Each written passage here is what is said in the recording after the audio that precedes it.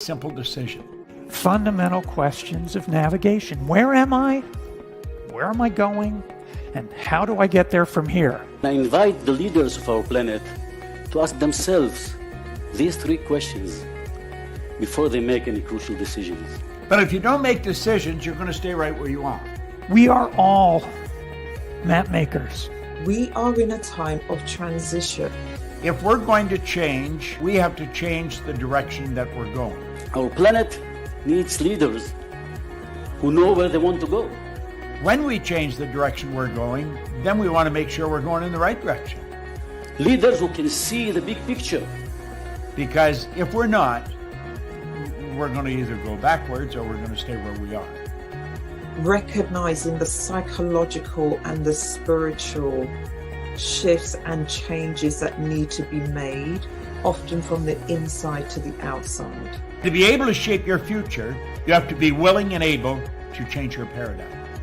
Complex journeys require navigation. The path to the truth is one such journey. This is your GPS. Hairstyling services provided by J.D. Edwards Salon and Spa, Palmdale Shopping Plaza, Ladera Street. Accessories provided by Chevette Williamson Jewelry. Standout jewelry for standout women.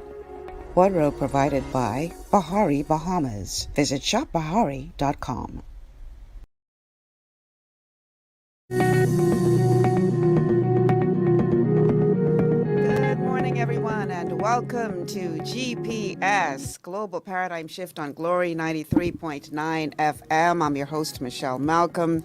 And as always, it's a pleasure to be in your company today. Thank you so much for tuning in. So today on Mindset Monday, we're going to be looking at a topic that really nowadays is so much needed, because with the turmoil that is happening around the world right now, people can tend to get so caught up in everything that's going on around them that they could possibly neglect the most important relationship in their lives, apart from the relationship with the Creator, that is, the second most important relationship in their lives.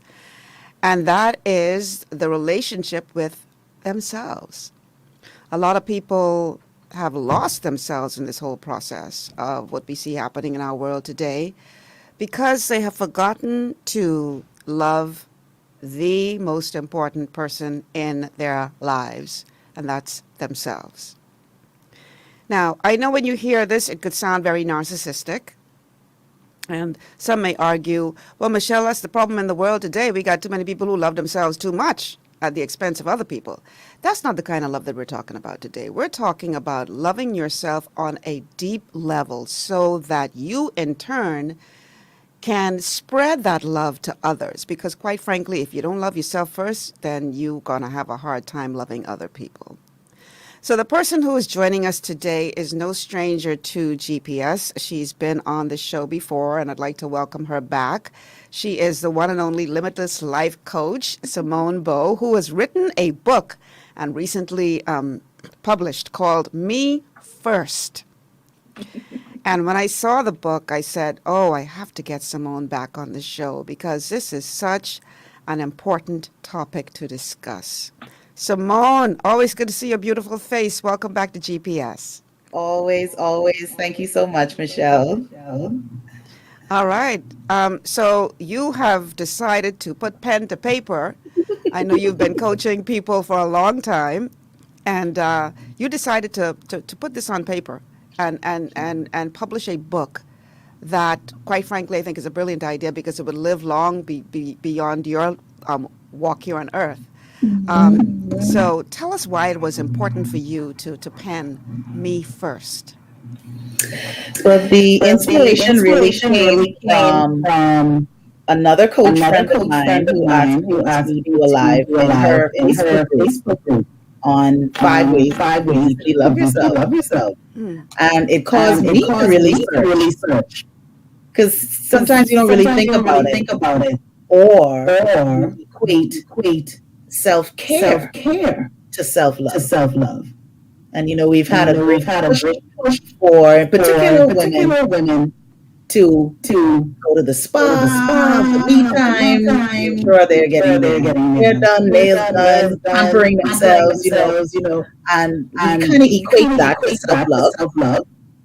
But that question challenged me to really think about how do we love ourselves, and how do we really think about digging deeper than just the surface care of our bodies and our minds. Our Facebook, one second, Simone. Our Facebook audience is saying that they're getting a lot of feedback, guys.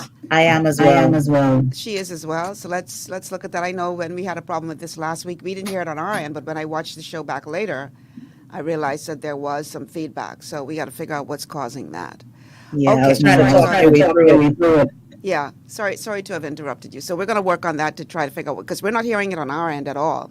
Wow. But I did realize after I watched the show back with Loretta Butler-Turner last week that I actually could hear it on the recording, on the Facebook recording. So let's work on that, guys, to see if we can figure out what is causing that. Okay, so in the meantime, let's continue. It says you need to turn off your radio, but is your radio even on? You're not playing anything in the background, are you? No, I have nothing on. Yeah, she's not playing anything in the background. So we have to figure that out, guys. All right? So our technicians are going to work on that to see what's happening there. All right. So, okay. So you're telling me that that pampering yourself is not the same as loving yourself? I think people are confused now. Well, it's an extension of loving yourself. Because of course, when you do love yourself and you value who you are and your well-being, you're going to do certain things to take care of yourself. But that's not the only way. And oftentimes we find ourselves dolled up, but still broken on the inside. Wow. Could it be that some people use the pampering as a way to try to fix what's broken, to make them feel better without really doing the work of identifying what the real problem is and tackling that? Could that be a part of the problem? Yeah. It is. And sometimes we can use self-care as an escape from the things that we really need to face. And so sometimes let me go to the first way that you can love yourself that I talk about in the book. The first two, actually, because you hit it and you said doing the work. So the first thing is to spend time with yourself. I'm not necessarily talking about just time by yourself, time by yourself in the spa, all of these things that we do. And I'm not discounting any of those things either, right? So I just want to keep that in the right perspective. But when we talk about, okay, the echo is gone. Just to let you know, the echo is gone. Okay, good. All right. So when we spend time with ourselves, what are we talking about here? So the me time is very important. Okay. We get caught up in being busy. And busyness can also be a coping mechanism that we use to hide from the deep work that we need to do on ourselves, the issues that we may be facing internally that we may not want to face. And so we pack our lives with activity and we busy ourselves to the point that we are totally drained and exhausted, that all we can do is flop into bed at night. You ain't got time to think about things that are deep in, you might be mashing corn here. Listen, I'm mashing my own corns. No, this is deep stuff. It is. So in other words, you keep yourself so busy that you don't have time to really pay attention to the wounds. Exactly. Because the wounds are painful. We won't have to lie about this. The wounds are painful. It hurts to face yourself. It hurts to look at areas of your life that you're not satisfied with. It hurts, you know? And so what do we do to avoid that? We get extremely busy. And guess what? We busy ourselves doing things that are very noble and could be very satisfying, right? How many of us consume ourselves with, for instance, church attendance? And who could tell you that church attendance is bad, right? That's good. I mean, I'm serving God. But when we do that to the expense of our personal well-being, the well-being of the people in our lives that we love, even God, because sometimes you could be so busy in church that you don't have time for him, Wow. who you say you love so much. My Lord. So That's deep. spending, I'm telling you, this thing is so serious. And when I really started to think about it, this spending time with yourself is critical, because now you have to ask yourself, what do I want? What are my deepest motivations? What do I want my life to really be about? And that's why I would say to people, I don't know if I believe in this thing that we call midlife crisis. I think it's just a point where people get like, enough is enough, and I am just going to live my truth. And it may look weird and it may look completely off the wall, but I am just going to do me, because I am tired of living this fake life that I've lived all along, making everybody else in my life happy except me. So, this is earth-shattering, mind-blowing, because we tend to look at people who self-medicate with drugs or alcohol and say, oh, they're just doing that to numb the pain. Meanwhile, you're killing yourself working for the same reason, but not making the connection. So I think you mashed plenty corn this morning. Yes. Some, Yes. And emotional eating. Well, yes. Yeah. Emotional eating, Yes. Mm-hmm. sex, even working out, like excessively, like just being, I think, overboard in a lot of things. When we get out of balance, that's when we see there's a trigger here. Something is happening here that we need to dial this back, and we need to figure out exactly what's going on with us. So when you decide that you're going to, face the demons and you're going to spend time with yourself to do the work, what kind of things are you supposed to be looking for while you're spending this time with yourself? How do you know that you're not just killing time or wasting time, but you're actually making progress by spending this time with yourself? What do I do while I'm spending that time to try to make this worth my while? Well, the time really should be in self-reflection.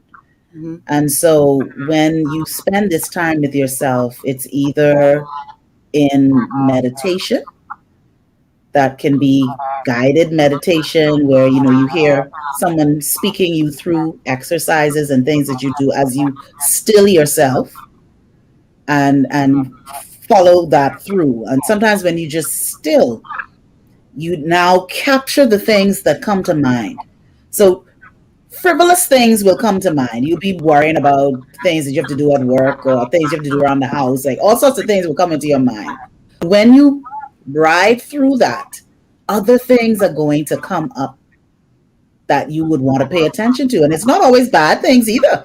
Sometimes it's for me, sometimes it's ideas, creative ideas, inspiration, right? And so these are things that you would want to capture. Now, for me, I love journaling. And I think journaling is a very powerful tool that we can have in our lives, because we want to have a way to capture what comes up so that we can process it and track it. So when, people like to say, I like to write down the dreams that I've had. Some people like to write down prophetic words that they've had. People like to write down dreams, desires, goals. It's important to write all of these things so that you can go back and now sift through it.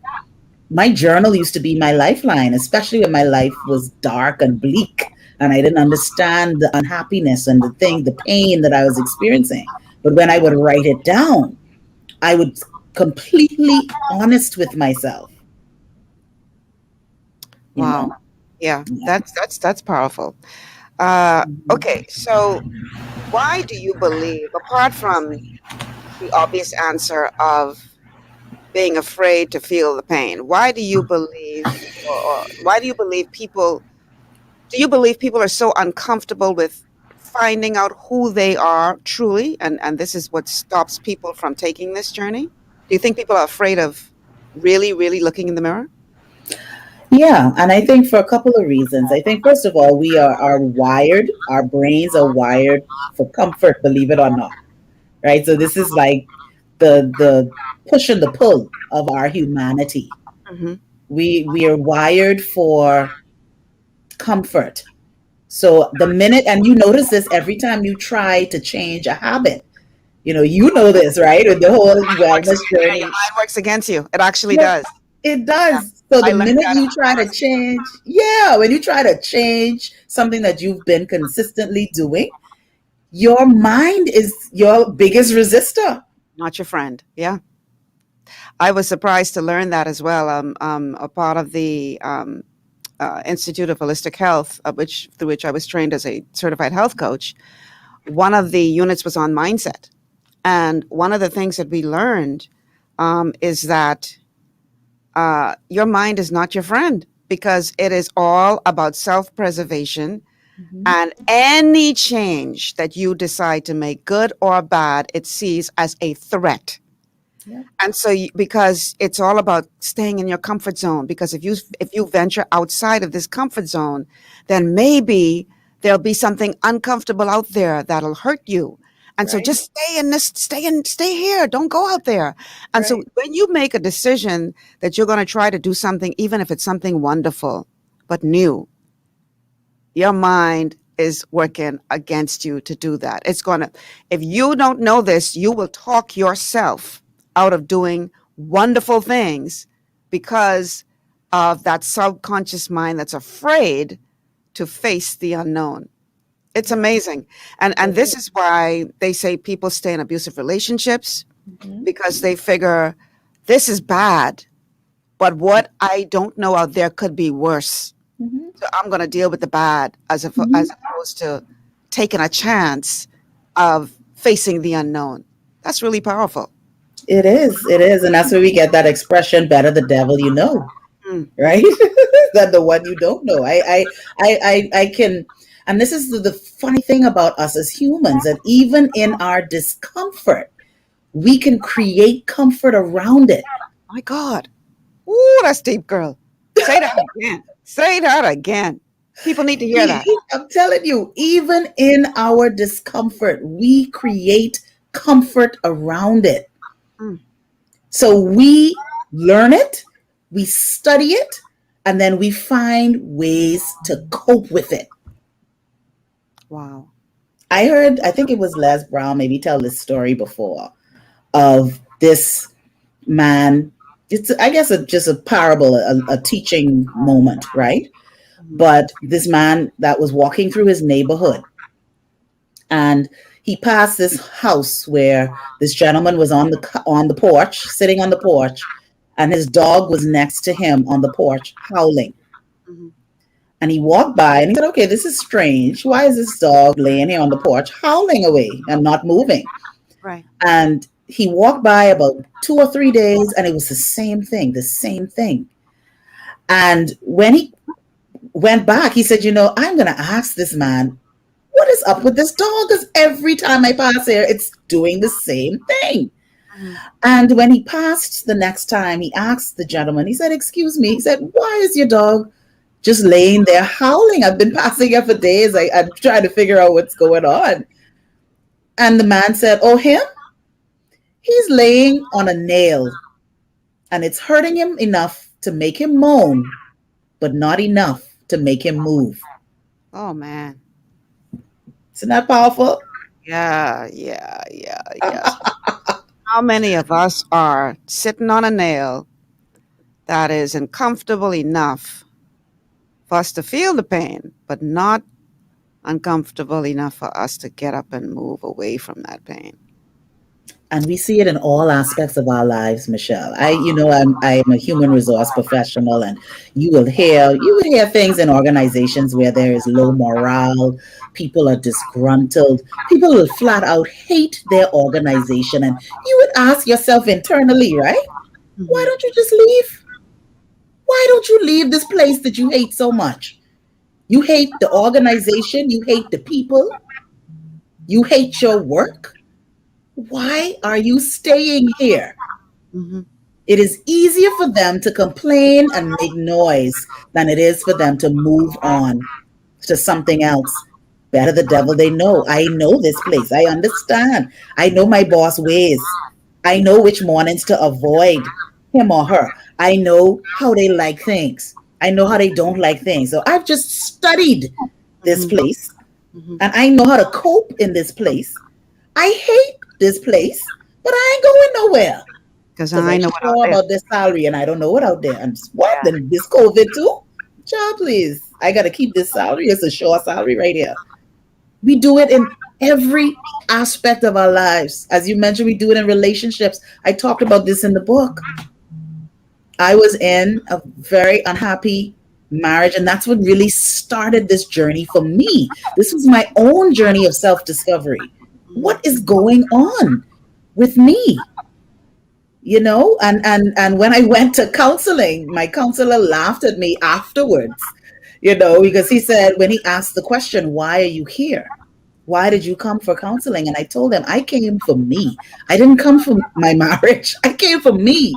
And he laughed because I need to figure me out. I need to understand what is going on here. What is causing me to make the decisions that I'm making, the decision to stay, as you mentioned, in very difficult situations, things that were impacting my mental and emotional well-being, things that took me years to get over.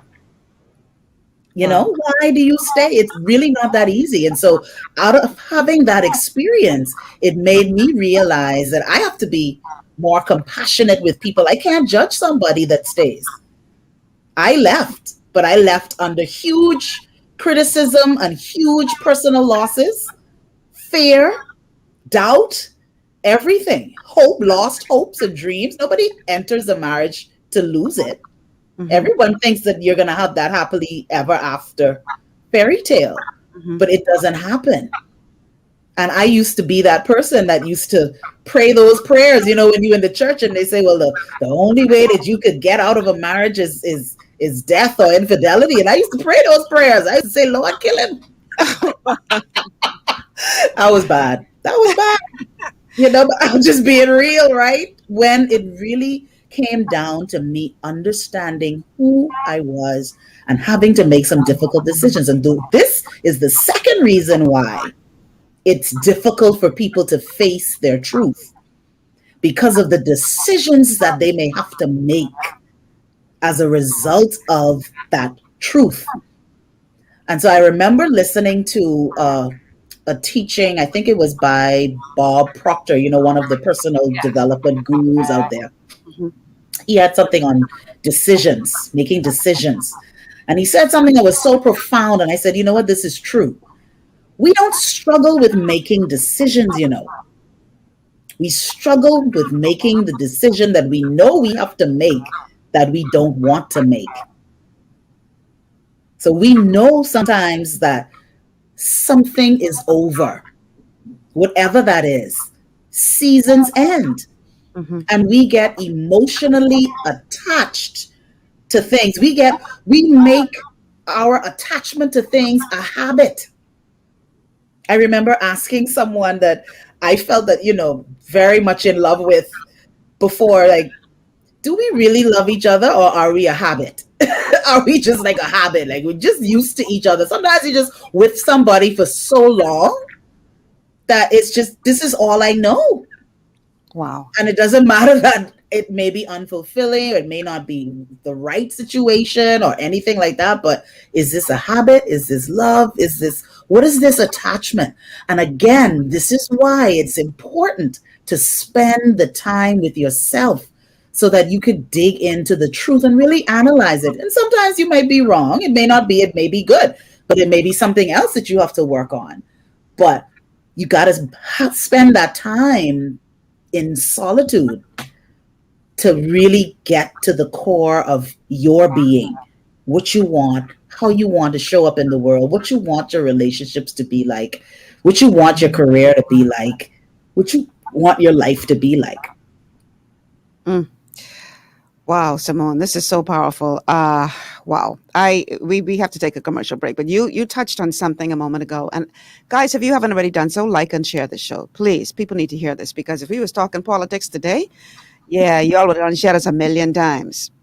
But this is even more important, because we see so many people who are really, I call it the walking wounded, and hurting people hurt people. And I think this is one of the reasons why we have so much darkness today, because people have been hurt and they're hurting others. And we don't know how to have the good thing. Shani says it. The fear of being well scares most, because they've been unwell for so long. And that's why when you get into healthy relationships, and I'm talking healthy friendships, healthy romantic relationships, a healthy job, you don't even know how to handle it. You don't know how to receive it. You self-sabotage. Yeah.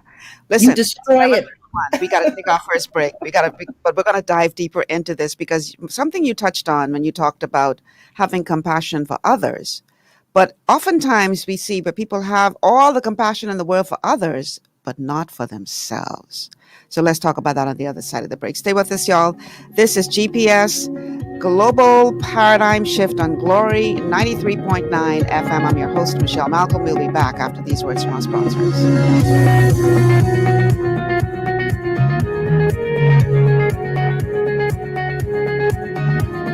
Located on Carmichael Road, Divine Designs Hair Boutique is a haven for women and men looking for professional beauty services. Our state-of-the-art and contemporary equipment creates a relaxing ambiance for you to enjoy while we cater to you. Need a hairstylist? We cater to all types and textures of hair for care and styling. We even have a barber on duty. Need a nail tech?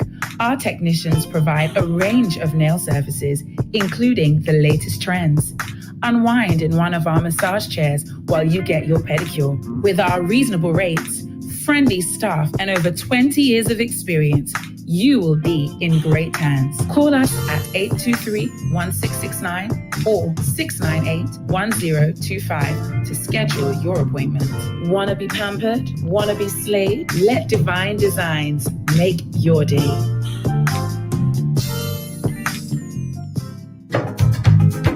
Woy, woy, woy, here calamity.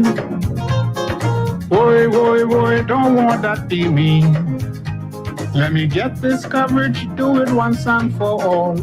Insurance management is who I gonna call. When calamity strikes, we're here to keep you safe and secure. With offices in Nassau, Freeport, Abacoy, Lutheran, and Exuma. Insurance management, we cover the Bahamas. At Lee Air, safety is our #1 priority. Flying since 1996, we offer scheduled flights into Fresh Creek and Mangrove Key Andros and Great Harbor Key, Berry Island, twice daily, 7 days a week. Affordable charter services are also available to anywhere in the Bahamas and the Caribbean. Lee Air Charter Services. Call 225-3267, 702-7127, or 322-1317 for reservations. To stay healthy, it's crucial to make sure you get the nutrition you need every day. But it's difficult to get all your recommended vitamins and minerals from food alone. Even in the United States, 94% of people are deficient in at least one nutrient. Beyond Tangy Tangerine 2.0 by Longevity is a simple, convenient, and affordable way to help your body get the essential nutrients it needs. It's an advanced plant-driven multivitamin mineral complex that contains certified organic whole foods, trace minerals, and antioxidants. BTT 2.0 supports your body's natural defense system with a proprietary blend of energy-boosting and body-loving nutrients, plus prebiotics, probiotics, amino acids, and enzymes that support digestion. With an unusually high ORAC score of 8,000, you get even more antioxidants to help combat free radicals that can cause damage to your cells. But to get the most benefit and value from any multivitamin, your body must be able to break down the nutrients so you can fully absorb them. Otherwise, they'll just pass through your system without doing any good. Beyond Tangy Tangerine 2.0 was specially formulated with synergizing cofactors to ensure you get maximum nutrient absorption. Beyond Tangy Tangerine 2.0 is the easiest way to give your body the balance and complete daily vitamin mineral supplement it needs for optimal support of your overall health. To learn more, contact your longevity associate.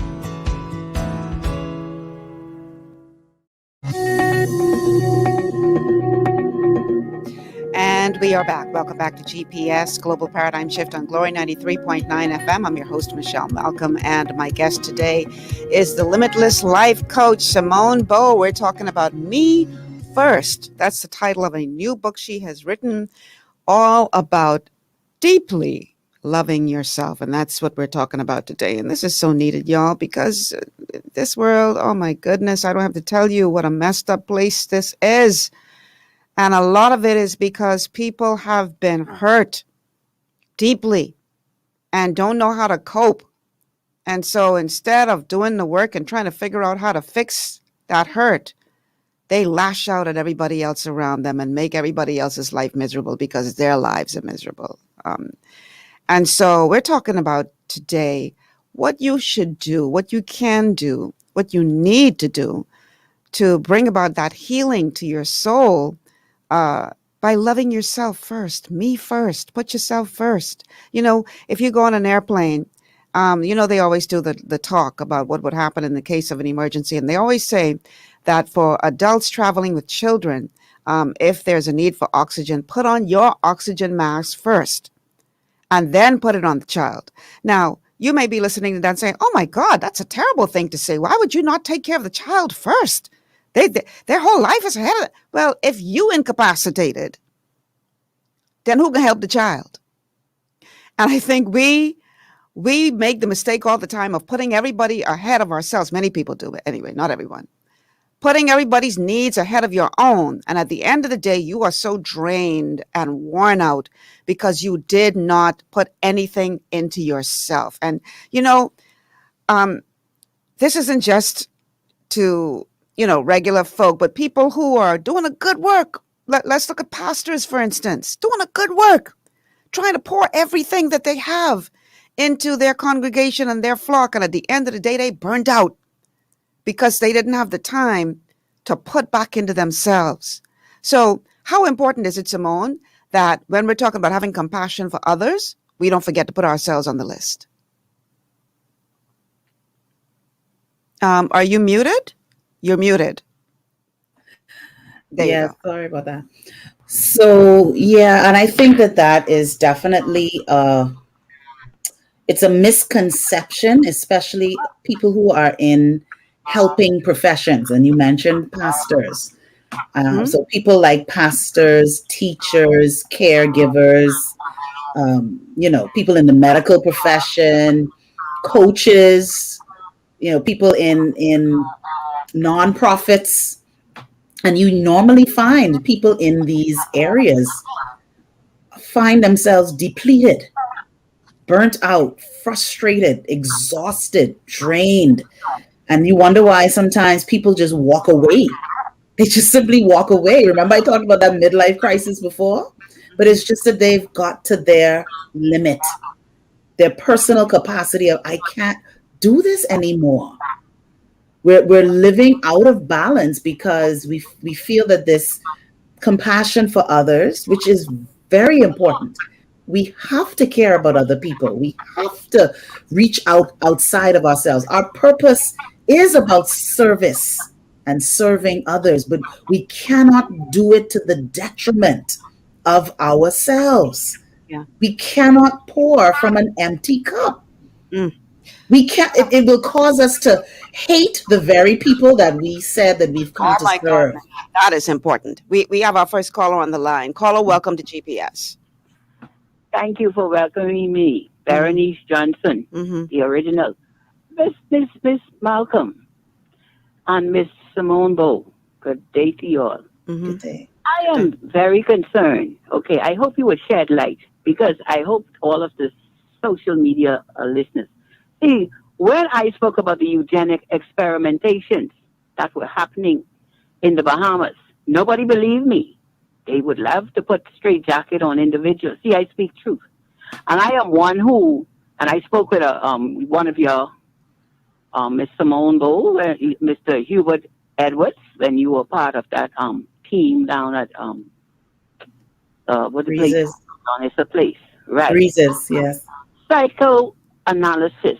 It was founded by Sigmund Freud. But how do we, as human beings, I am one who believes and know a risen Lord and Savior Jesus Christ, accessing God, enveloping the Holy Spirit. Now, here is the situation now that is at hand that has to be addressed. Now, I love me, but I am one who is based on biblical principles.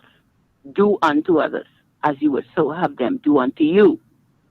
Now, a show earlier, with Mr. Francis, there has been a monopoly or on control of people's minds through psychology, and there are other ways and means, because there's a publication I asked Mr. Edwards to also, when I call upon him to assist with the biblical established new knowledge in causing our people to understand that many things that you see go wrong in their lives, it is properly orchestrated. So, between, Veronique, okay, I need you to bring it home now. Bring the question to us. I am bringing it home. Okay. So here it is. You say it is not about politics. Everything is about politics, even from the religion. Okay? Everything has to be on a point where pursuant of excellence for others. Once you have come into that purpose that God has placed upon your life, you can help others. And any time when you are trying to help others, and you have individuals who would intentionally and maliciously try to steal other people's ideas, other people's property, and other people's monies, that is what was confessed to Mr. Hubert Edwards, and they remove him off the airwaves. So what is the question that you have for Simone? What is the question? The question is, individuals who intentionally try to prohibit, especially leaders like my mortal boss, former Prime Minister Hubert Alexander Ingram, from doing national good through, I would say, malicious, intentional, attempted incrimination and murder on his life. How do you answer that? I'll hang up and listen. Yeah, okay, thanks. Bye. Yeah. Okay. That was a little convoluted. I don't know, if you can. Yeah, no, I didn't get where, I mean, I understand, I think, to an extent where she's coming from, but I don't know how it speaks to what we're talking about today. We're trying to essentially. Yeah. Okay. Yeah. All right. Okay. Let's get back on track. Yeah, let's get back on track. Okay, so we were talking about the importance of having compassion for yourself. I don't know if this is the same person, but let's see. It's another call coming in. Caller, welcome to GPS. Different person, and I'm calling on topic today. Okay, good. Morning to you, Michelle and Miss Bowe. How y'all doing? I'm great. Thank you. All right. As I listened, a number of things came to mind. First of all, God himself says to us human beings, love your neighbor as yourself. That's right. Yeah. A lot of us really and truly cannot connect with other people or relate to other people because we don't really know us. And I found that to be extremely far-fetched years ago before it hit me. In the last 20 years or so, I would have met several females within that period of time in a romantic context. And I would ask them one simple question. Tell me 3 things about you that you like or don't like. Mm-hmm. Those women, and each of them could not give me 3 things in either of those categories that they liked or disliked about themselves. And when I kept on persisting to know those things, they got upset with me. Now, I didn't persist because I wanted to offend them or to rub them the wrong way. But if I'm going to be connected to a woman emotionally, I definitely have to be connected to her psychologically. On a mental level, I need to know that she knows who she is. I need her to know who that I know who I am, and I need us both to be relaxed in that the good things about me and the bad things about me she can accept, and likewise me about her. Because when people do not connect with who they are, they will never honestly be able to stick and to stay in anything called a relationship, because it's hard to relate to other people when you don't know yourself. What do you all say about that? Listen, I feel like giving you an offering. I have one. Okay. Now, allow me, Michelle, just to make one last comment, then I'll hang up and let Ms. Bowe respond if I may. If you may, sir. Yeah. And that is simply this. When it comes to love, you know, I met a couple this weekend. Several times I met them in the past, but I met them again this weekend. They've been married now for 65 years. And I am sure not every day or every month or every year of that 65 was a positive or good or one that went without argument. What I'm saying is simply this. When it comes right down to love, a lot of us put the emphasis on the emotion, but a lot of us do not put the emphasis on what I call the integrity of the commitment. Doing it because it is what is required and because what is necessary to do. If I say I love a woman, I must, first of all, in order to be able to live with her, I must be able to accept within me her faults and her good points. She must be able to accept my faults and my good points. And then we sit down as mature and respectful adults and we discuss those issues that tend to be a problem so that we could at least get them out in the open so that they won't be, you know, dirt swept under the carpet, so to speak, not being dealt with. And I find that is far too often the case in this country, that a lot of people, they rather run away from a problem than to face it, to discuss it, to deal with it, and to resolve it. I'll hang up on that note and listen. Thank you. All right. Thanks so much for calling. Simone? Thank you so much, caller. I am just so elated by your call and your comments for a number of reasons. A lot of people that know me know that I have a platform for men called Men Speak, for men to share exactly those things. It's given me such a deeper appreciation of men and their thoughts and what's out there. Because a lot of times, if you listen to a lot of women, people will say, and I think the echo is back. There's an echo again. Okay. It's not as bad as the first time, but it is back. My producer's away from his desk, so as soon as he gets back to his desk, he'll work on that. But go ahead with the point you were making.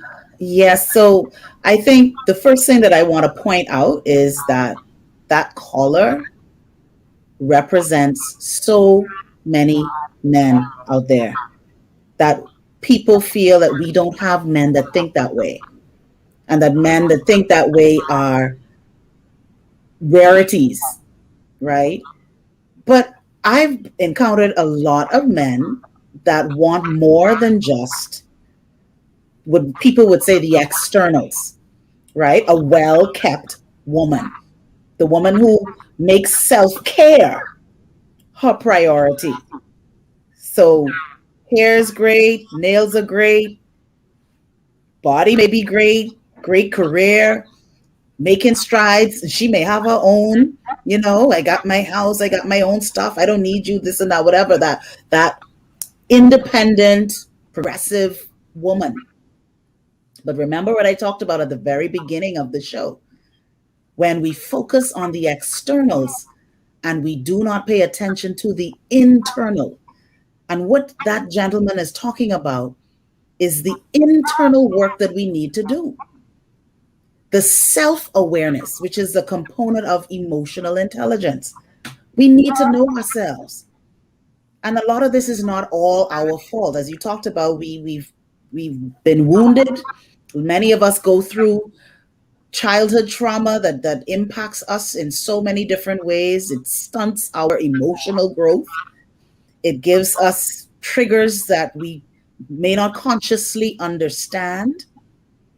And it causes us now to not be able to relate effectively to other people. So it takes us right back to loving ourselves. So when we love ourselves and we spend time with ourselves in self-reflection, I can now answer these questions. I'm not intimidated by a man that also has a list. Women think that only us can have lists, and this man needs to be all of these things from A to Z. Men have lists too. And men want a woman that they can talk with, that they can relate with, that they can share goals with, that they can do life with. I can't tell you the amount of people who, and then we are socialized. Let me get back to the point that I was making. We are socialized as both men and women. But for women, we're socialized to desire our wedding day. Yes, this is true. A lot of females, like you socialize, you're right, grow up dreaming about what that wedding day will be like and not dreaming about what the marriage will be like. Because it's all about the day. It's all about the day, and this is my day. And now you got to face reality that you got to live with this human being who has their own history for the rest of, well, ideally for the rest of your lives. And but these are conversations you should have even before that day. Yeah. That day is only a physical confirmation of the fact that I have met and committed to love this person unconditionally. That's what he talked about. Being able to love someone's flaws and their strengths. That's unconditional. How can you then love others when you don't know, you can't embrace your own flaws? Well, you know what? That is such an important point, because a lot of, I remember having a conversation with someone once who was very unhappy that they weren't able to lock down a strong relationship and all this kind of stuff. And I asked them a question. I said, I want you to think about what I'm about to ask you, and I want you to answer this question honestly. If you were someone else, would you marry you? Hey. See, and this isn't a show about marriage, people, just for the record. We're talking about self-love here. But the important thing is this. We, like you say, we have this list that we want, but we ain't working on ourselves. And so you got this long laundry list of what this perfect person is supposed to be like, but you come in with all kind of baggage. And if you are not willing to do the work on yourself, why would you subject that other person to you? Why? Let's be real now. And it's the fallacy of the fairy tale. But you have to be honest with yourself in order to come to that realization. If your answer is still going to be, yes, I would marry me, even though you know you're miserable, you ain't being honest with yourself. Would you agree? I totally agree with you. And that's why I said it's the fallacy of the fairy tale, because the fairy tale gives this impression that you need to find someone who is so equipped and capable to wipe away all your problems. And I'm going to write about this next, Michelle. Because if you break down most fairy tales, when you think about it, right? The heroine, the princess, has a problem, always has a problem that she can't solve by herself. My God, she needs to be rescued. Notice that? She has to be rescued. It's now that's one thing I think the previous caller probably was trying to say, that there's a psychology that's happening. And so we have to be careful of the stories, the narratives that we take on, because these things have fueled us for so much of our lives. So she has a problem that she cannot fix. If you look at the male figures in them, the prince that comes to rescue her is the perfect person. The knight in shining armor, who has everything. He takes her away to his kingdom, and they live happily ever after. But let's look at the other male figure that sometimes we don't think about. Her father. How's the father normally portrayed?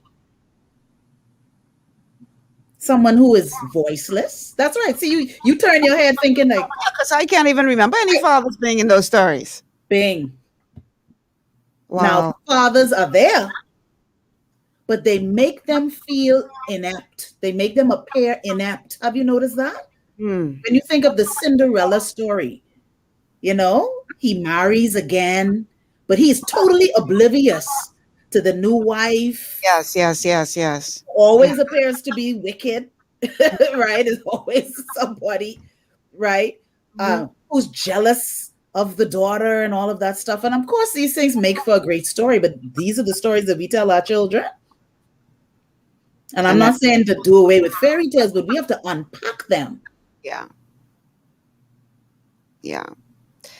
Wow, Simone, this is some good stuff. So in your book, you talk about doing the work.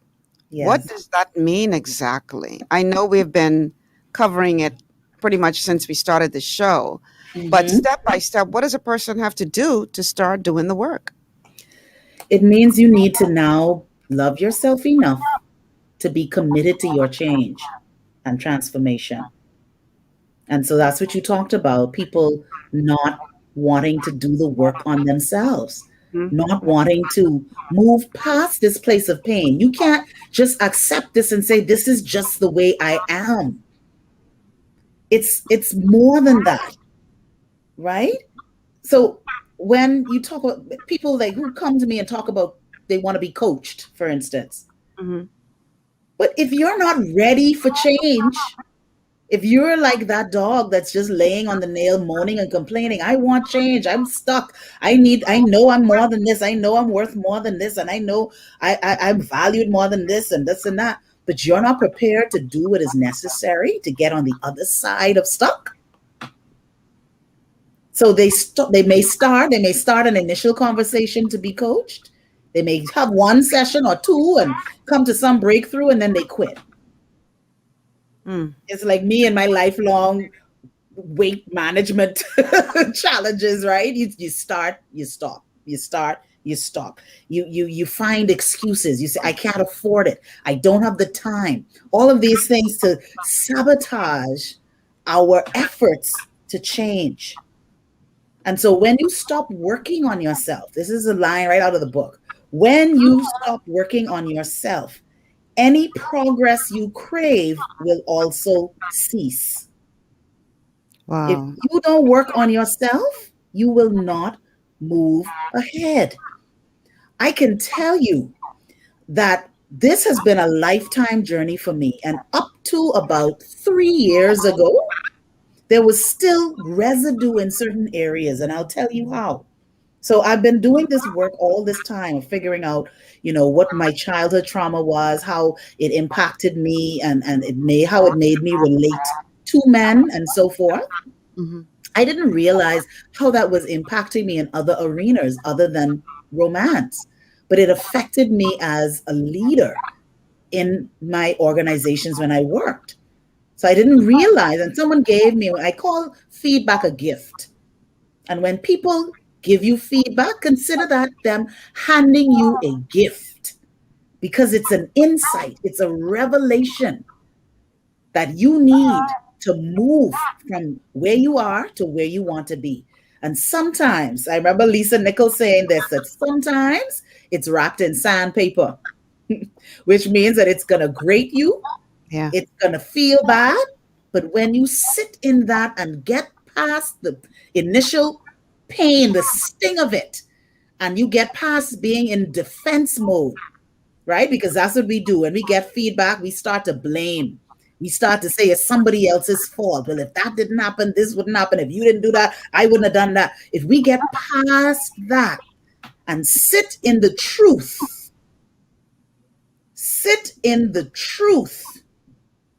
of that feedback. And I'll give you a quick example in my own life. And like I said, this happened maybe about 3 years ago or something. Okay. And I thought that I was so ready for a promotion. And I wasn't getting it.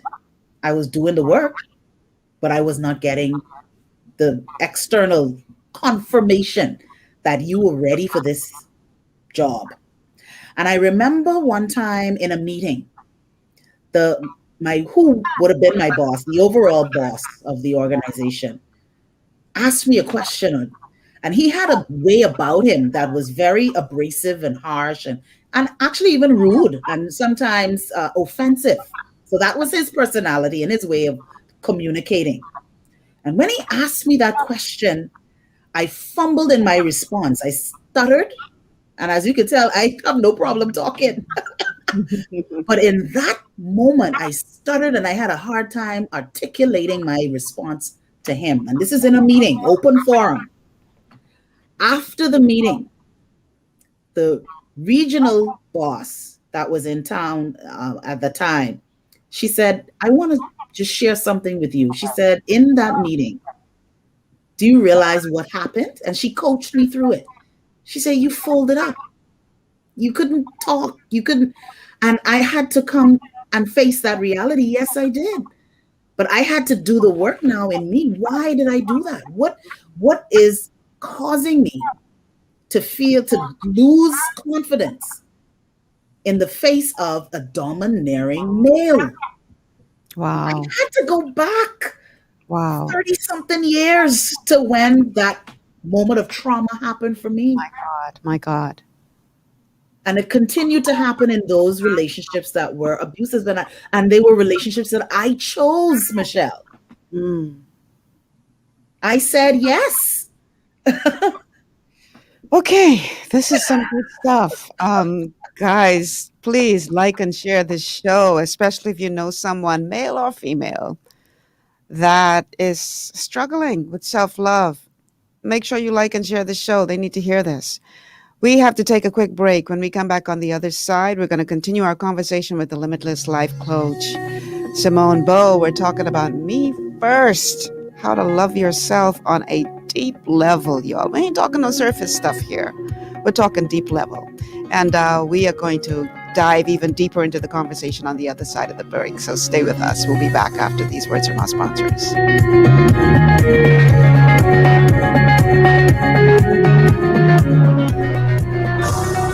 Dress, hats off, looking like I walked out of catalog. Everybody wanna know where I got it from. Catwalk, catwalk, catwalk, boutique, where we make fashion statements.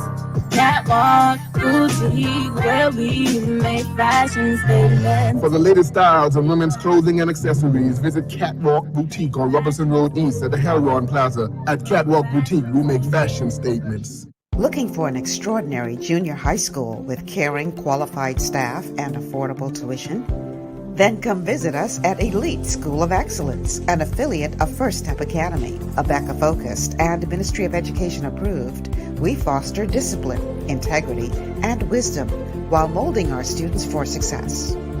Call us at 341-8846 or stop by First Step Academy schools on Fire Trail and Soldy Roads for more information. Executive Printers is your one-stop shop for all your branding and customization needs. Letterheads, envelopes, business cards, invoices, share and gift certificates, rubber stamps, vouchers, funeral programs, brochures, flyers, banners, and promotional items like mugs, water bottles, mouse pads, and key rings, all with personable service and great quality. No project is too small or too large. For great turnaround and competitive pricing, make an executive decision. Call us at 393-5011. Understanding your microbiome, also known as your gut ecosystem, can change everything you thought you knew about nutrition, digestion, immunity, and metabolism. Keeping your gut ecosystem healthy and balanced is essential. Ultimate Microbiome by Longevity was specifically formulated to optimize this ecosystem. It provides the advanced support your gut needs through prebiotic, probiotic, and postbiotic supplementation.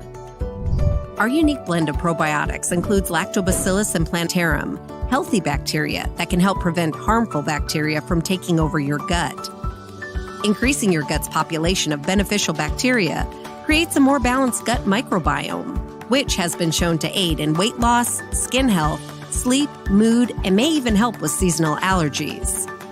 Ultimate Microbiome also promotes the production of postbiotics. Postbiotics are key to help regulate your gastrointestinal health.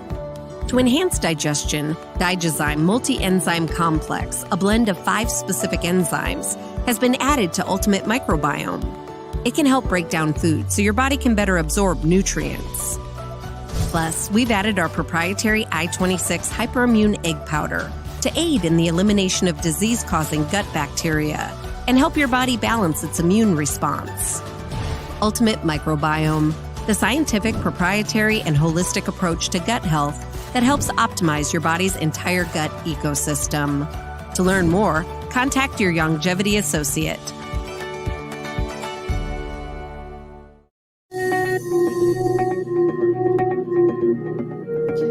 And welcome back to GPS Global Paradigm Shift on Glory 93.9 FM. I'm your host, Michelle Malcolm, and my guest today is Simone Bowe, the Limitless Life Coach, and we're talking me first, how to love yourself on a deeper level. This is what we're talking about today. Unconditional love for yourself. And so I want to look at a couple of your comments from Facebook. Bertha says, we are afraid of losing things and wondering what people would think or say, but we have to realize no material thing is worth losing our peace of mind. You can easily be replaced. All right, Bertha, thank you so much for that comment. Let's see. Shani says, we have to come to a place where the opinions of others don't matter. People's opinion is simply that, their opinion. It should not have any bearing on who we are as a whole. It's how we see and accept ourselves that matters. Very good stuff, Shani. I always tell the young ladies that I work with in Miss Bahamas that, you know, one of the things that I learned through Pastor Miles Simone, and I know you also spend some time under his teaching, but one of the things that I learned from him is that when you see people who are lashing out at you, as opposed to taking that on and internalizing that and accepting that and their opinion and allowing it to impact how you see yourself, what he taught us is that you look at that person and you try to figure out, well, why are they the way that they are? Not what is wrong with you, but what has happened to you. Because when you can see people in that way, okay, this person clearly is having a challenge. You don't take it personally. You don't allow their challenges to impact you because, as the commenter said, their opinion is theirs. That belongs to them. So you should not allow their opinion, what belongs to them, to impact how you see yourself. Because you have to understand that people are walking wounded and everybody got some kind of baggage. And oftentimes people lash out at others because of their own issues. So as opposed to letting somebody ruin your day, you got to understand where that person is coming from. Pastor Miles always used to put it this way. If somebody has a broken leg, you're not going to get angry at them for limping. You're not going to say, suck it up. Why are you limping? You're going to have sympathy to know this person has a broken leg, so that's why they're limping. So why do we not have the same approach as it relates to mental health? Because a lot of people are limping mentally. You are muted again, Simone. You're muted again. I muted during your commercial break. You started to say something. I think, yes, I think that,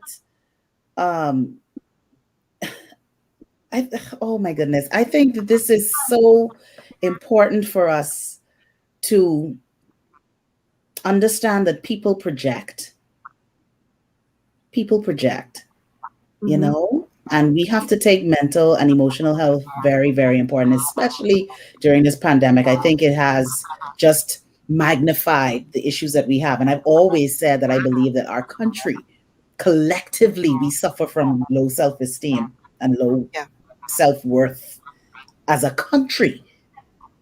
Because otherwise, you know, we wouldn't make certain decisions that we make. We wouldn't do certain things that we do if we loved ourselves as a people, Bahamians, right? Residents of this great nation.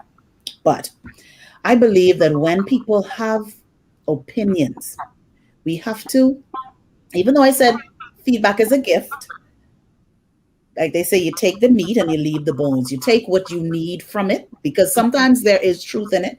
Yeah. But sometimes people are speaking from their own pain. Yes. And this is what we call projecting. What they are putting on you is really what gives them their greatest pain. This is why parents do this with their children so much. A lot of times the rules, the lifestyle, the things that they do is based on things that they are running away from. Yes. And they want to project that on their children. They project it onto their children. Laurie Beth Jones calls it sharing their cup of pain. Yes. Yes. So the things that you perhaps did not complete in your life, the things that you are dissatisfied about in your life, the things that you said, I don't ever, and we make these vows, right? I don't ever want to go through this again. And I don't want my children to ever go through this again. And so we now create a value system and a belief system that now impacts generations. And so we now see generational pain. Because that one person in the family line did not do the work to heal. So yes, you may have been jilted. Yes, you may have had a child out of wedlock and all that. Deal with that. So everybody else in your family line doesn't have to deal with that. Right? Because you could affect generations if you do not do the work. Absolutely. Wow. This is important stuff, Simone. Okay, let me go back to a couple more of the comments from Facebook viewers. Shani says, when we take care of ourselves first, it makes it easier for us to then take care of others. Absolutely true. And she goes on to say again, many feel doing our hair and nails or going to the barber is self-care, but those things are all self-maintenance. We should present ourselves. We should presentable ourselves. I don't know what you're trying to say there, but self-care requires inner work. Self-love requires inner work. Yes. Yeah. Agreed. And I saw an interesting comment as well, and I want to address that a little bit because I'm actually going to come out with a sequel to the book for men. Yeah, I think I see the comment right now that you're talking. Comment, right? That this is women talk. Yeah, boy, this is a problem. It says, Michelle, this is woman talk, so I go on, but before I go, and my young women get nice, whatever. So, see, this is reflecting a real problem we have in this country. And this is why we see so many young men doing the bank lane shuffle, because they think that to deal with your self-love issues is use a sissy to deal with that you're soft. Right. But, a real man don't have to go through all that. So you never do the work. That's right. And you're going around doing utter foolishness because, quite frankly, it's cowardice. You think you're such a big, strong man, and that's this woman stuff, but you're being a coward because you're not willing to face the pain of looking at yourself. That's right. How do you respond to that kind of comment, Simone? And unfortunately, that person may be gone already, which is unfortunate. It is unfortunate, and that's why I wanted to highlight it, because this isn't a woman thing. This isn't a female thing to be in touch with yourself. My God. It's a human thing. Remember the second call of the gentleman who said, I am trying to get into a relationship. So people already will say, well, men don't want to commit. Men don't want to do this. And if he's still single, people probably look at him like, oh, he must have a problem. They look at people who are still single, women and men. You must have a problem. You must be broken. You must have something wrong with you or whatever. When no, I actually know myself. And I'm not going to settle for something less than what I know I want to live with for the rest of my life. I'm in touch with myself, and I am looking for someone who is also in touch with themselves. Yeah, you're singing my song. Yes. How are you? Because go ahead. Sorry. No, I'm sorry. Go ahead. No, go ahead. No, I was going to say, how are you going to have the really important conversations if you can't start there? How are you going to talk about money? How are you going to talk about raising children? How are you going to talk about making significant investments? How are you going to talk about estate planning? Like, what's going to happen if either one of us gets so ill that we can't take care of ourselves and you need to make decisions on my behalf? How do we have these very critical conversations that can break relationships up? If you don't know who you are and you don't know what you're about, you're just pretending so that you can nab somebody and get married. We have to get beyond this shallow existence. My God. My God. See, you speak in my language, Simone, because, people would say, oh, why you never get married? And, I'm like, you know what? Why is it that you think that something is wrong if I am happy within who I am? Maybe if I was one of those people who spend nights crying because, I've always been, I was raised to be a strong individual. I was raised to understand that I have self-worth. And and obviously a part of my history is that I didn't grow up with a father in the home. My parents separated when I was a baby, so I didn't see my mother in that role. And I'm sure that had a lot to do with shaping my viewpoint to that as well. But I didn't grow up thinking that my life was not complete if that did not happen. Yep.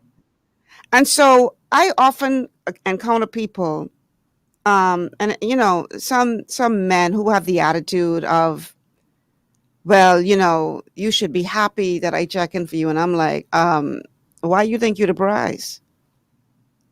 I hate to put it this way, but why you think that you saw all of that I should be happy that you trying to get with me? You a little confused, buddy.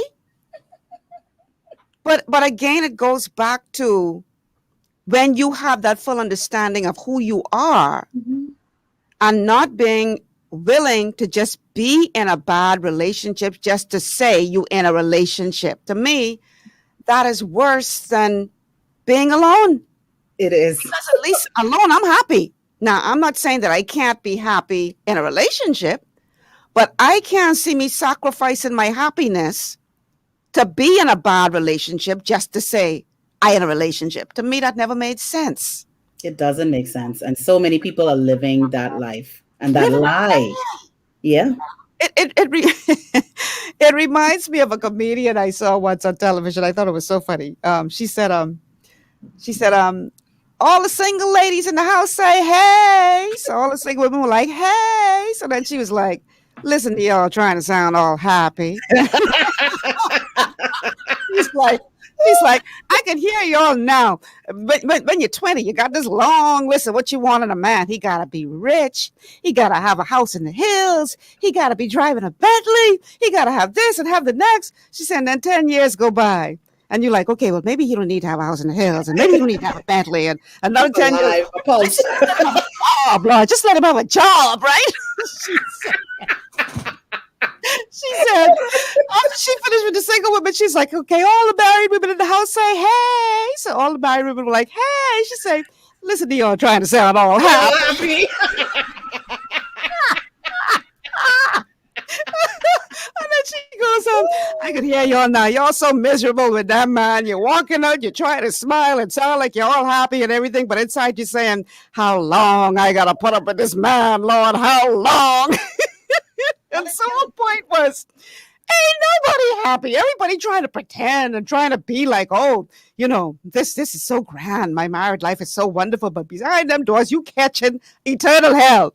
And I'm not saying that that's the case for everybody. Some people do have happy marriages. People are happy. So, the thing is, the point is, and I thought she did it brilliantly. But the point is, you got to find that happiness in whatever circumstance you find yourself in. That's right. Because if you are looking, and again, the show ain't about marriage, but if you are looking as that is the end goal, to be married, to be happy, and then you get in this marriage and you realize because you didn't do the work on yourself that you still ain't happy, then what? Then what? So you got to do the work on yourself so that you are happy in whatever circumstance you find yourself in. And when you do that, and when you become that whole human being, then you could welcome another whole human being into your circle. And the two of you whole human beings will become one. I think a part of our problem is that we have a lot of people who aren't whole, and they're looking for somebody else to complete them. Now, I know how we get on this topic. Because we needed to be here. But this is the problem. This is the problem. So you have to find a way to find happiness, and no matter what circumstance you find yourself in. I love my own company. Mm-hmm. I don't get bored. Well, a part of the reason is because I got so much going on. And you're purposeful. What you were talking about earlier in terms of filling your life with so much, you ain't got time to think about all of that. No, but you're purposeful. Extremely driven. I know where I want to go in life. And so I don't have time to be feeling sorry for myself or, oh, how come? And I'm not gonna lie. When I was 29, hitting 30, oh my God, I made some of the stupidest decisions in my life because I was panicking about turning 30. Oh my God, I'm turning 30. If I could talk to myself as a 30-year-old from me being today a 57-year-old, I'd be like, girl, sit down and relax yourself. It ain't that serious. You know what I mean? Because we make, and different people go through that in different points in their lives, but people make some stupid decisions because they're allowing society to pressure them into making these decisions to fit in with society. And then society in the house with you. Oh. So you got to get to the point where you love yourself enough that you are comfortable and happy in whatever circumstance you find yourself in. Then and only then are you ready to pour yourself into a relationship. Because if you are not a whole person and you start pouring out, what gonna be left? Nothing much. Nothing and much. When we put pressure on that person, God help them, because now we putting pressure on them to keep filling you up. Exactly. That's not their job, people. That's not their job. Mm-hmm. And I know marriage counsel or nothing, but I think that this is one of the reasons why a lot of marriages don't work, because you go in not as a whole person and you expecting this person to fill you, and that's exhausting. It's exhausting. I was just going to say, it's too much work. It's wow. So you got to put in the work, people. You got to do. Now, another thing that you talk about in this book is setting boundaries. Ooh, yes. How important is it, and what does that mean exactly, to set boundaries? So, as I reference in the book, and just a heads up, that echo is back. Oh boy. But a lot of times we look at boundaries as negative things. It has a negative connotation, because when we think boundary, that we think that we're cutting people off or we're doing things to keep people away from us, mm-hmm. right? But boundaries is a mode of protection. It's a mode of communicating our value to others. And it's a way that we also respect other people's values. So I'll explain. So when people establish their boundaries with you, right? So I'll say, for instance, like I'm one of those friends who will be chronically late, right? And this is something that I'm working on and really doing better at timing and all of that stuff. But if I have a friend, and I do have friends this way, who would establish boundaries with me in that regard, with regard to time. Mm-hmm. So if there's a deadline that I have to meet, or if we have a meetup or something, they may say, well, I need it in X period of time because this particular boundary protects me, right? So for instance, I have an online radio show as well. So I have to record my shows remotely, and then I have to upload them to the station.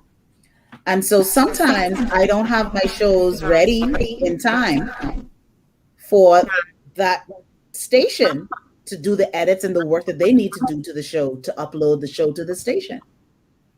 And so the station created a boundary and said, I need the show, I needed 24 to 48 hours before airing so that I can do X, Y, Z. That's a boundary. It's an expectation that respects what they have going on because they know what their schedule is all about. And it clearly communicates to me what they need. And so it's the same way. And this is why, again, when some of us get into self-sabotage and not loving ourselves, we get into people pleasing. So we find it hard to create boundaries, to tell people no. And we just, because we want to fit in, we want to belong, we want to be loved, we want to be affirmed, we want to be accepted. And so we feel that by establishing boundaries, that it's going to cost us that relationship. And this can be not just romantic relationships. This could be at work. How many of you work with people, and maybe even a boss, that continues to pile work on you or to give unrealistic deadlines and things like that, or have this expectation that you should answer emails or answer your phone when you're on vacation or after hours? Who gets those 2 a.m. work emails and there's this expectation that you should respond to that notification at 2 a.m.? Yeah. This is real life. So when we establish boundaries, we now begin to communicate our value, our sense of self-worth to other people. We then say, I will respond during working hours. I will do X, Y, Z here. This is how I would like to complete this. This is how, if you can't make it on time to our lunch, is there a better day, a better time? Should we reschedule? Because this now communicates that, hey, I really don't have time to wait 45 minutes for you to show up. Or if you show up, just know that if our lunch was supposed to start at 1 and we have this lunch date from 1 to 2:30, and you show up at 1:45, I'm still leaving at 2:30. Yeah, you just lost some of your time. You lost some of that time. Wow. Good stuff. Let's go to a couple comments from our Facebook viewers. So Kayanik is enjoying the show. She says, powerful words of wisdom. Thank you, Kayanik. Sapphire says, yes, I'm a strong individual with high self-worth. And Claudette says, I am so happy being single and taking care of me. And there's some. I mean, for those of us who are very much into, for those of us who are into the word and all this kind of stuff. There were some notable people in the Bible who never went down that path, who were complete within themselves and decided not to go down that path. First and foremost, there's Jesus Christ, and then you look at even Apostle Paul, never married. So, it bothers me when I see people, and young women especially, feeling less than because nobody has chosen them. I'm like, girl, catch yourself. It ain't that serious. You are a beautiful, accomplished, intelligent person, and anybody who gets you will get a catch. So don't ever think of yourself any less than. Because that has not happened in your life as yet. And, I do believe that we attract what we put out there. And so you have to be very careful of the vibe that you put into the universe, and you don't attract all of the bad stuff, because that is how you are seeing and feeling about yourself. That is socialization. Yes. It's how we're socialized to believe that a part of our completion as human beings, because men have the pressure too, when you get married, right? When you're going to have children, because childlessness is another whole conversation. That if you don't bear a child from your womb, that something is wrong with you. right? And we have to begin to start to challenge some of these belief systems and traditions that you can't be happy if you're single. You can't be happily married without children in your relationship. I know couples who are married and they have no children. I know couples who are married who have adopted, or who do IVF, or who do surrogacy. I mean, the point of the matter is, when you love yourself and when you live this limitless life that we have all been gifted with, there are many, many roads to happiness and fulfillment. We have a caller on the line. Let's go to the phone lines and then we'll take our next break. Caller, welcome to GPS. Hi, Michelle. Hi. And hi to your guests. What a wonderful show today. Thank you. I am happy I was able to be one of your listeners to share this show even before it started. Why, Michelle? Because that's how powerful. Well, if I had to use 3 words to describe this show: honest, integrity, truthful. Now I'll add S, which is hits. Your shows are hits because they're powerful.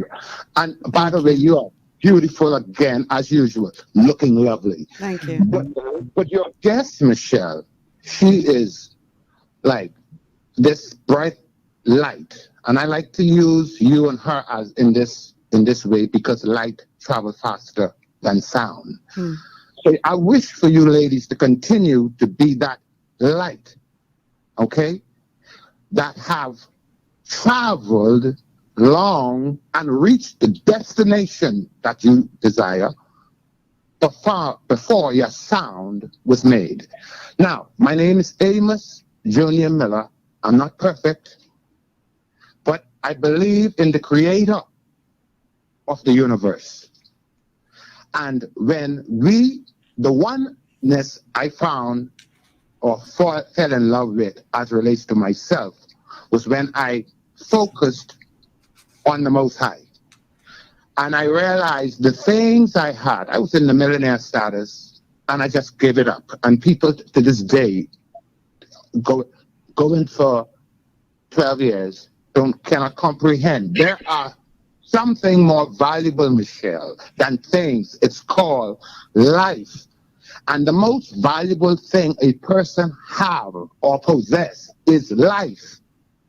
And there should never comes a time in any human's life where things comes or they are placed in a position where things are placed before them to choose over a life, or especially their life.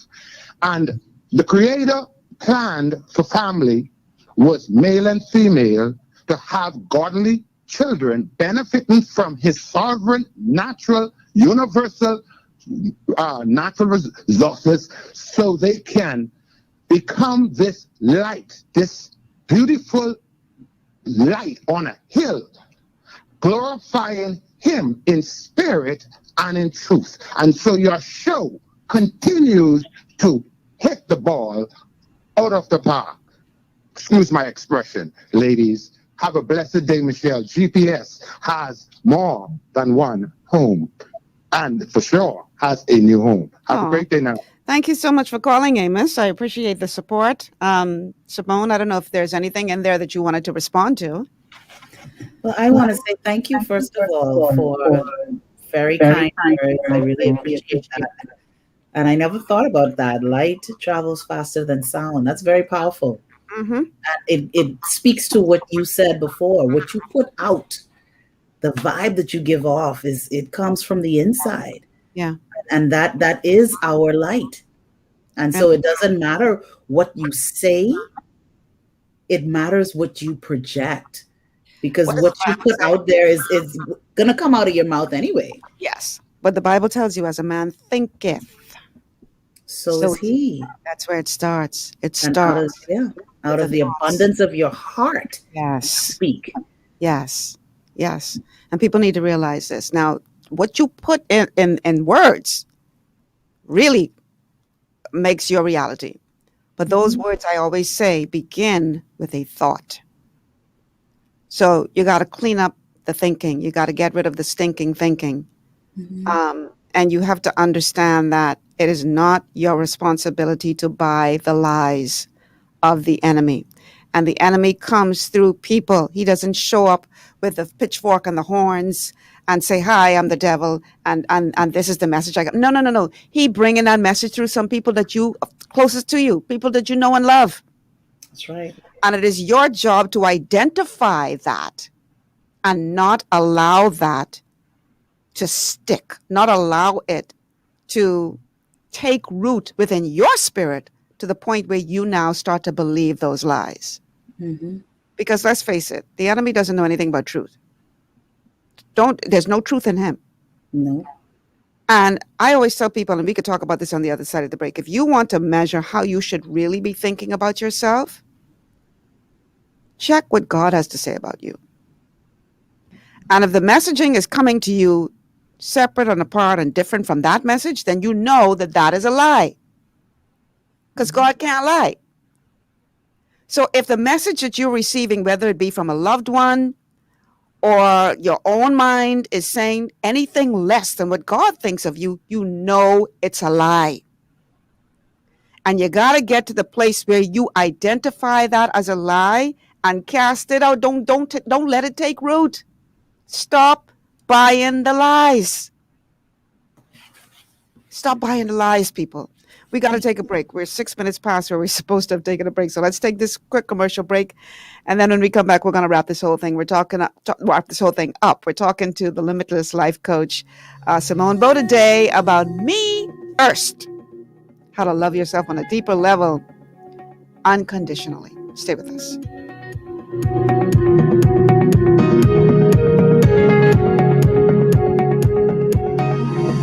Ocean blue is the best in seafood, hey, hey. Fresh out the water and affordable too, yeah. We got fish, conch, lobster, shrimp, everything you want, Ocean Blue got it.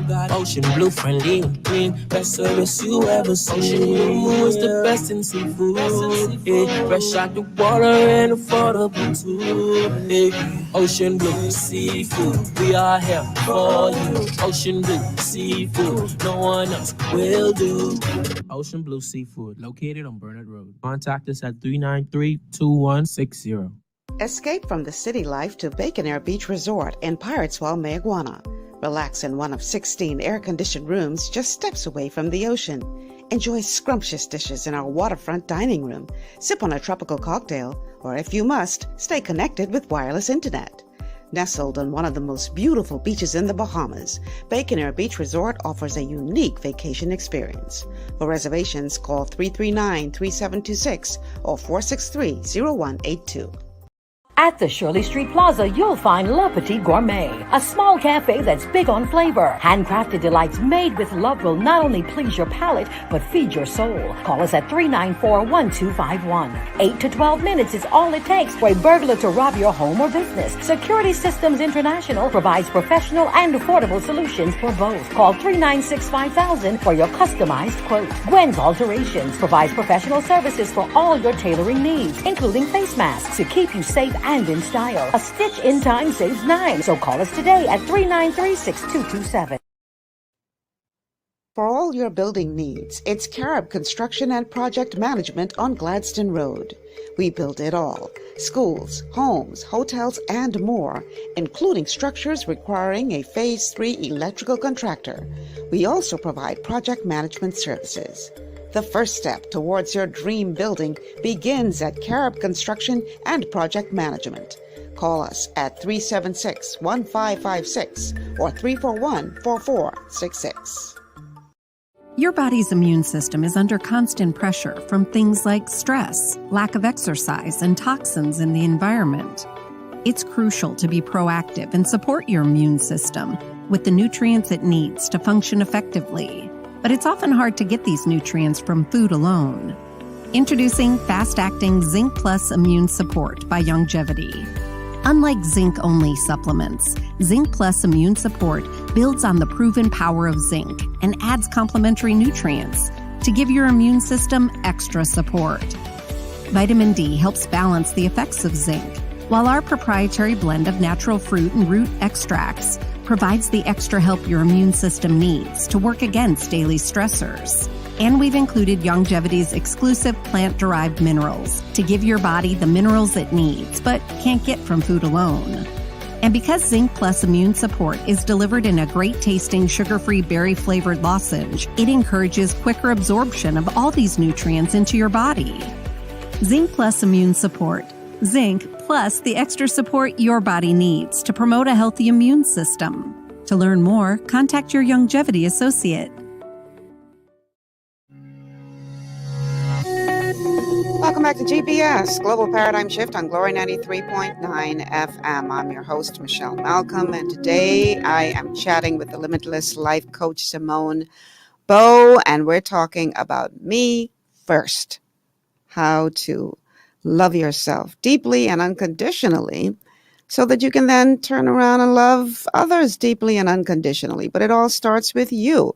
Now, one of the areas of your book talks about living in purpose, because we can't have, Amos touched on it in his call, but you can't understand how to love yourself, I believe, fully, unless you are connected to your source. And that's where purpose comes in. Tell us what you were thinking when you decided to include that section in the book about purpose. You got to make sure you unmute your mic.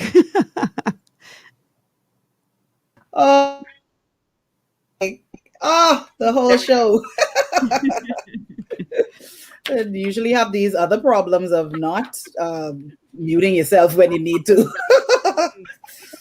But I think that it's so important to understand the importance of your purpose and the importance not only of it to you, but to the people that you are called to.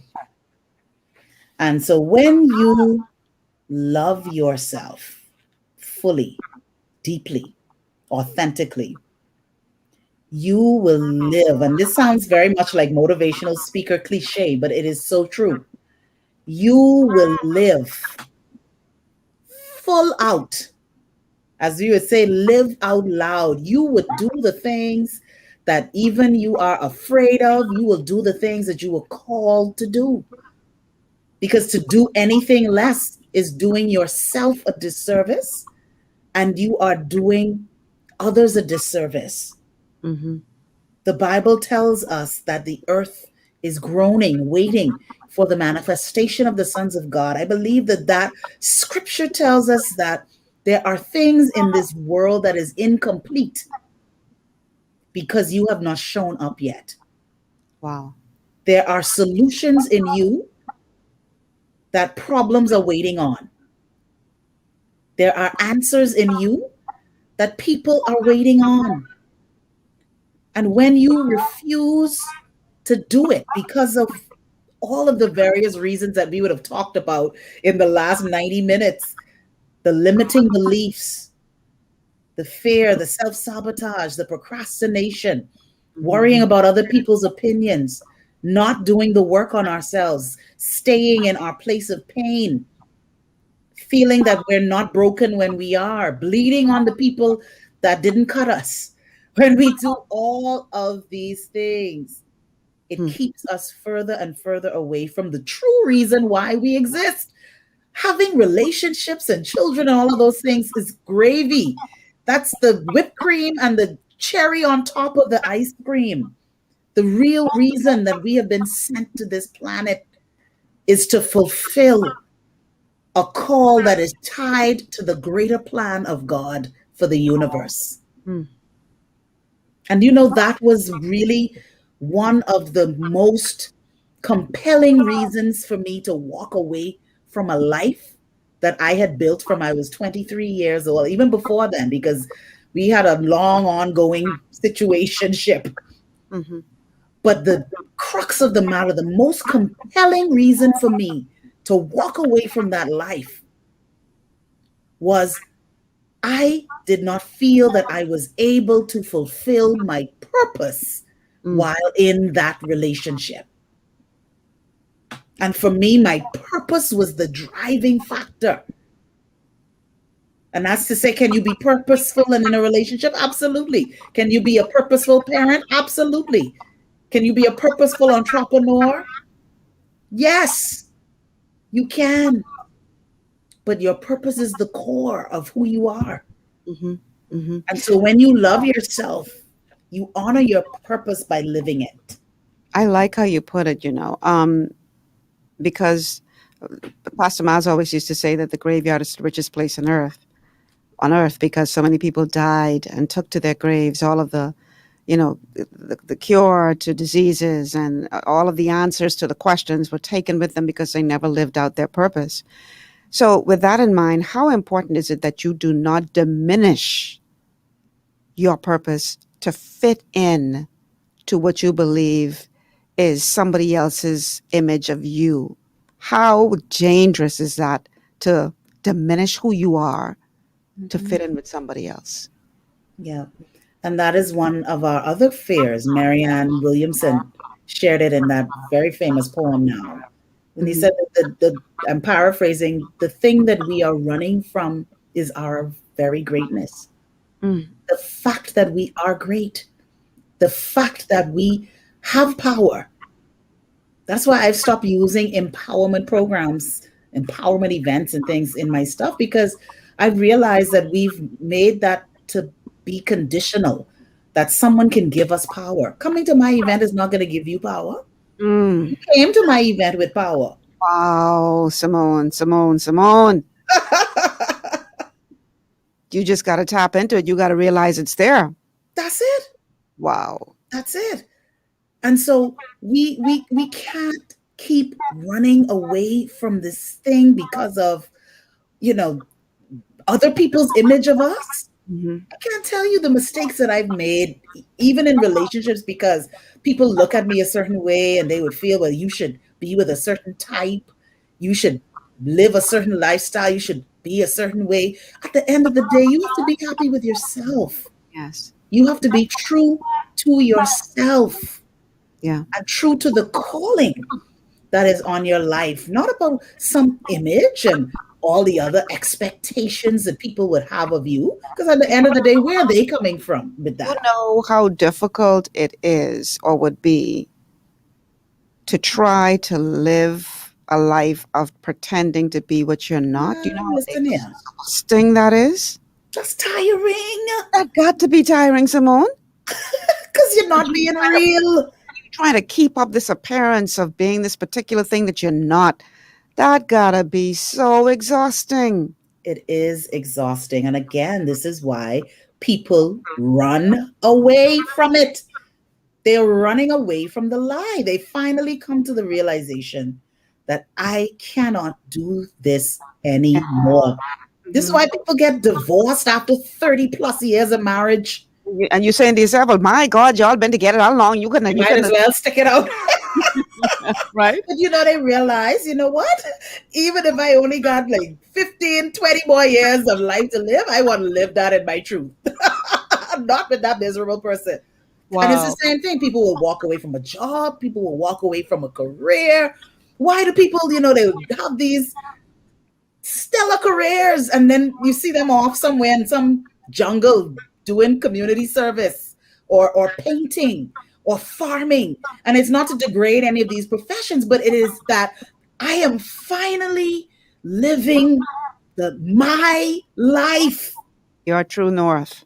Not the life that somebody else felt that I should have. Not the life that I even looked at and figured, maybe this would get me out of this funk that I feel. Having a lot of money, having status, having people respect me, having a door with my name, a wall with my name on it, thinking that these things would be enough when they are not enough to fill that void in your life. Wow. And having the courage to let go the attachment that you have to the illusion of what you thought your life ought to be. That's powerful. Gee. That is powerful, Simone. I'm gonna go to a couple of our comments from our Facebook viewers. Claudette says, very powerful. I'm really enjoying this show. Thank you so much, Claudette, for tuning in. And please like and share the show because people need to hear this, y'all. Yes. People need to hear this. Kayanik says, Simone Elbow, I think I found my therapist. Laugh out loud. I'm going to give Simone an opportunity before the show ends to talk about how you can reach her if you so desire to do so. Kwana says, this is good. This is good stuff, ladies. Thank you, Kwana. Appreciate you being here. Thank you. Yeah, man, people need to come to the realization that, it's just so much easier to just be who you are. Mm-hmm. It's like people who are pathological liars. Once you start telling a lie, then you got to maintain that lie. So you got to create lies and create this whole reality. And you got to have a real good memory to keep up with this lie. When it's just so much easier to tell the truth. Tell the truth. Because you ain't got to remember all of that. You ain't got to do all that stress and try to remember, okay, what did I say and how did I say it and who did I say it to? And just tell the truth. Tell the truth, man. That's so easy because you ain't got to remember nothing. Just tell the truth. And the same thing applies to when we're talking about understanding who we are. Mm-hmm. Be honest with yourself. Tell the truth to yourself. Because I tell you what, it's bad enough when you lying to somebody else, but when you start lying to yourself, you're in trouble. This is not a good thing. You're in trouble. You're in trouble. It's going to implode. You can't sustain that. And some people do it for years and years and years. Yes. But then what's the result at the end of the day? That you live a miserable life and that you're miserable to the people around you and that you impact generations with your misery, with your pain, with the fact that you are lying to yourself all this time. And this is why, again, we pass on certain things about family and relationships and money and career and work and faith and all of these things because we have not faced our truth. We've not faced the fact that, maybe I'm afraid. Maybe I didn't go after that opportunity because I was afraid that I would fail. Just be honest with that. And when I coach people, I always say, being where you are is the first step toward change, and understanding where you are, embracing where you are is the first step to know that you're ready. Because when you can finally admit, I am here, just like that red dot on the mall directory, I love example. I am here. But that doesn't mean that that's your final destination. Being stuck is not a destination. True. Mentality. So you can do whatever it takes to get unstuck. Where do you want to go? That's the question that you have to ask now. Where do I want to go? And then how do I now close that gap between where I am now and where I want to be? That's when you face the truth. You do you gotta the work. You gotta have a plan. Otherwise, you're just drifting. And you can be flexible with the plan. There's no need to say that the plan is set in stone and in concrete, that you can't change the plan. Sometimes we create monuments around these plans and we say, well, I made this vow. Like you said, by the time you're 30, that I'm going to do this, I'm going to do that. And just made the stupidest decisions because you got putting that kind of pressure on yourself. Girl, let it go. Let it go. You have the power to change that vow you made to yourself. Yes. Okay, so I want to read one more comment and then I'm going to give you an opportunity to tell people how they can reach out to you. So Shani says, we have to be okay with being ourselves because everyone else is taken. Yes. And one thing I want to point out to you guys, when you think about let's use the entertainment as an example. When you look at the persons who have been the most successful entertainers of all time, they weren't trying to copy anybody else. Michael Jackson was an original. People today, he died the same year as my mother, 2009. They both left this earth. It's now 2021 and people still dressing up like Michael Jackson and trying to do the kick and all Trying that. to dance like him. Still trying to be him or like him. Right? And he's just one of many, many examples. The most powerful people are the ones who have discovered who they are and who are relishing in that knowledge, not trying to be like anybody else. I don't want to be the next Oprah. I want to be the best Michelle. That's right. And it is people who have come to that knowledge understanding who go on to change the world. Yes. Really. Because they ain't trying to be nobody else. They just doing what they supposed to do, walking along the path that was created for them to walk. Because we all came, if you made it to planet Earth, there's purpose in your life. You just got to find it. But if you made it here, you came here for a reason. You ain't just show up on planet Earth to eat, sleep, and die. You're here for a reason. So it's your responsibility to find out what that reason is and then spend the rest of your days living it out. Simone, we only got 4 minutes left in the show, darling. So tell people where they can reach you, where they can find the book, all of that good stuff. Yes, so you can find me on social media. I am on Facebook as Simone L. Bowe, the Limitless Life Coach. And that's Simone with one M. Simone is one M. Two M's. Okay. Yes. Middle initial L. So SIMMONE. Okay. LBOWE. My contact information is there. My telephone number, 825-5357. My email, let's connect at at the limitlesslifecoachingco.com. And there's also a link there if you'd like to set up a complimentary, what I call a discovery call. So you get a 15-minute conversation to talk about your high level pain point or desire. And there's no obligation. Maybe it'll give you the clarity you need to move forward. Maybe you just need someone to talk to. You can just click that link.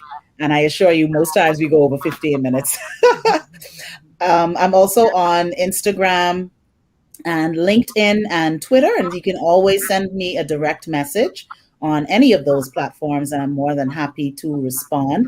The book right now is available on Amazon as a Kindle.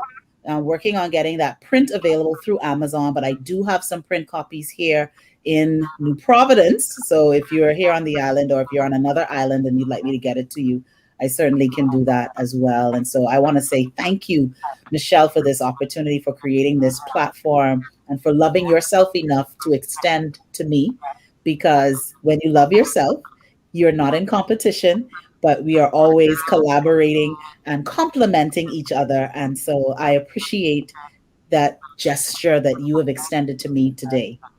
Well, I'm glad that you were able to accept the invitation because I know you got a lot going on. So thank you, Simone, for dropping these nuggets of wealth of information that you dropped today. I know a lot of people are going to be impacted by this show, not just those who watched it live, but those who will watch it later on. And I want to thank you for being obedient to the call in your life and for living out your purpose. Because you know what? When we all do that, then the world will be, and I know this sounds like a cliche, but truly the world will be such a better place, because then all of the needs will be met, all of the holes will be filled if everybody understood who they are and did their part, do what you were designed to do, and fulfill the reason why you were sent to Earth. Man, this Earth would be so much better, so much a better place to live. So let's all make it our life's mission to find out what that is for us and then live it out. Take up space, live out loud. Simone, love you, girl. Thank you so much. Love you too. For being here on GPS. We're going to talk soon. All right. All right. Have a good day. Guys, that's my time. I want to thank all of you for tuning in today. Tomorrow is going to be an interesting show. We have two powerhouses coming on the show tomorrow. We're going to be talking about our economic state in this country. You don't want to miss the show tomorrow, y'all. It's going to be very, very good. I'm Michelle Malcolm. Thank you so much for joining us on GPS Global Paradigm Shift today. And I'll see you guys tomorrow. Have a good afternoon.